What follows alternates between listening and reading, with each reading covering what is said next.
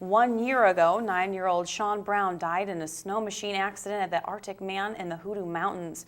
This year, his mother and family received a wreath in his honor at the popular event. We have more now in this report.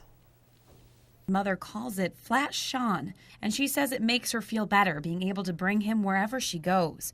This year, he visited Arctic Man, where his mother got a pleasant surprise. At our campsite, having lunch, and the troopers pulled up, and they stopped to talk to us, and they were talking about how 2 of the officers bought a really pretty wreath with flowers for Shjon, and they wanted to go up to the site and drop it off at there at some point on Saturday. This was Friday when they came and talked to us. Some of our friends went up, and then 4 of the troopers went up there, and the conditions were really bad, and they only went to the bottom of the glacier, and that's where they put the wreath. Eleanor says she was touched by the kind words of support, not only from Alaska State Troopers, but from the entire community. Surprised that they did that, but it made us feel really, really good that they cared enough to do something for Shjon. Finally, she said Shjon's kind heart and spirit would live on as he touched many lives in his time here. He was just a beautiful soul, and he welcomed everybody.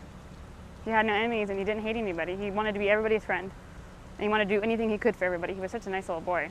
He'd go out of his way for everything. And he'd give up his lunch money or his lunch for another kid just so they could eat. And he'd come home starving, but... This is Stephanie Woodard reporting.